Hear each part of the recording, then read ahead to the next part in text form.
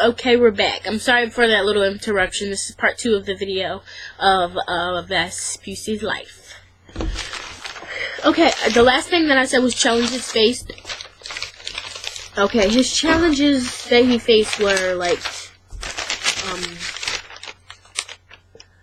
his family was very poor. Florence was infected by the plague, and his loss of ships, he had to go to Brazil instead of the East Indies.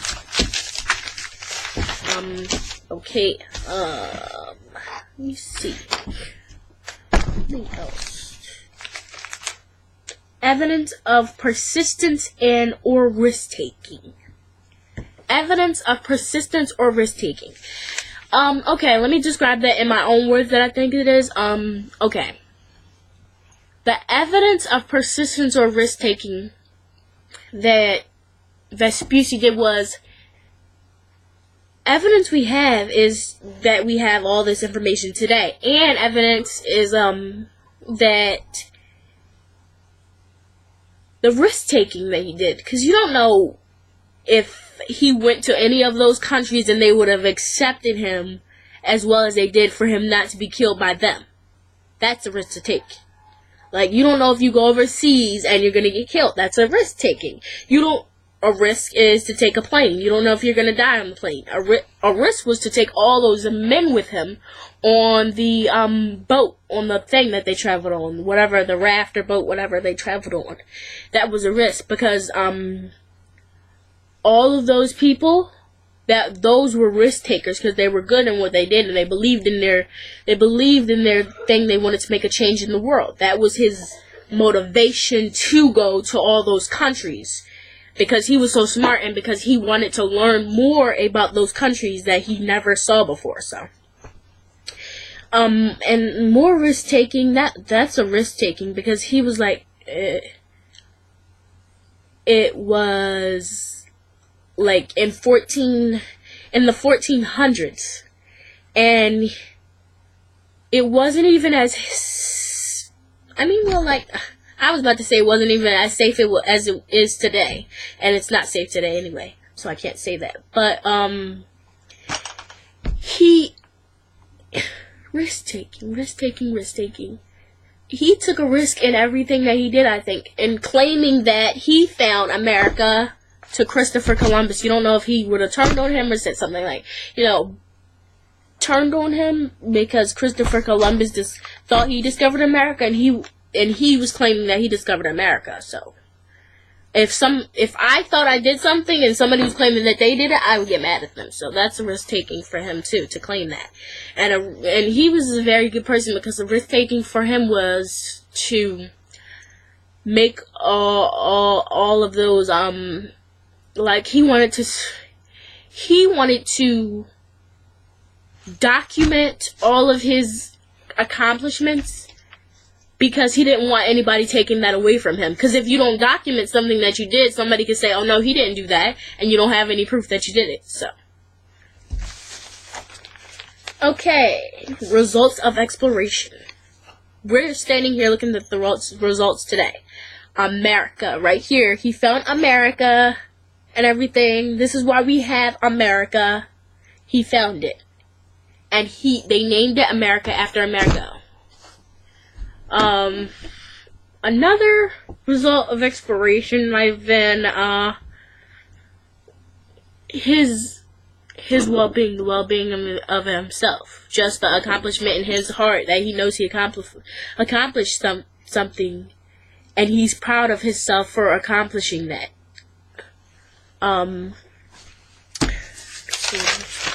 Results of exploration.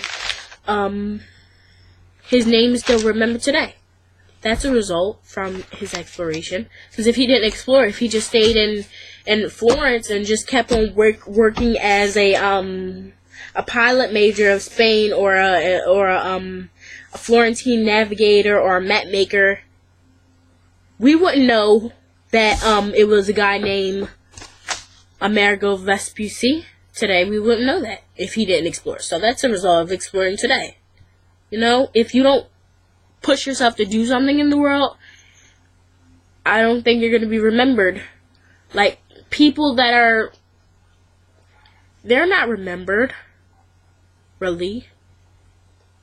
Like, if you actually do something with yourself, do something with your life, then you're going to be remembered, probably. But if you just sit there and not do anything, not going to be remembered.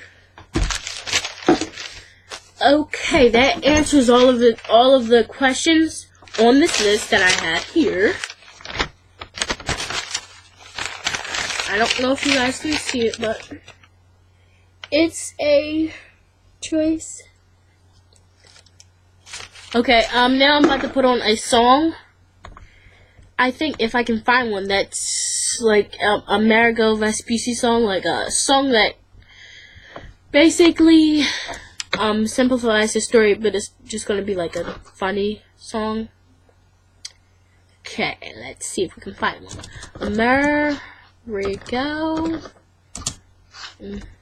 Amerigo Vespucci.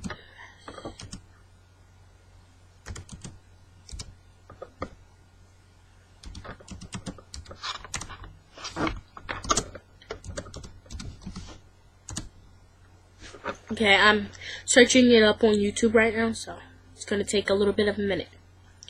While we're doing that, I can read a little bit of the book. This is the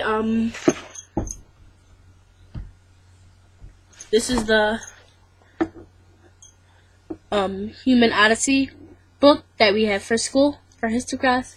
So, some of the information that I just told you, I got from this book, a little bit of it, and I got from the sites that you gave me. Okay, this is just a little passage. Columbus never knew that he had begun something even more important than he had helped to find the map of the world. He happened upon a huge landmass separating the Atlantic and Pacific Oceans. Within 10 years, Europeans realized that the significance of his discovery. But these lands were not named after Columbus. That honor went to Amerigo Vespucci. Like Columbus, Amerigo Vespucci was an Italian-born navigator who served both Spain and Portugal and voyaged across the Atlantic Ocean. Around 1502, he wrote a widely circulated letter in which referred to the recent discoveries as a new world. Eventually, map makers put his name on those new lands, America, doubling the number of outlooks, and I reminded the men of that. Oh, sorry. America. That's the end. Sorry. I was reading too much. Okay. Here's a little thing.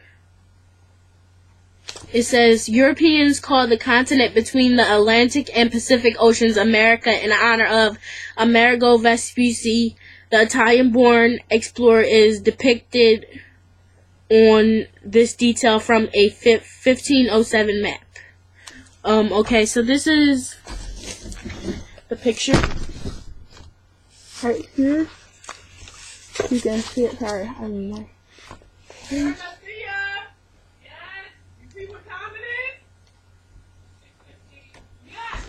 Okay, so that's it. Thank you.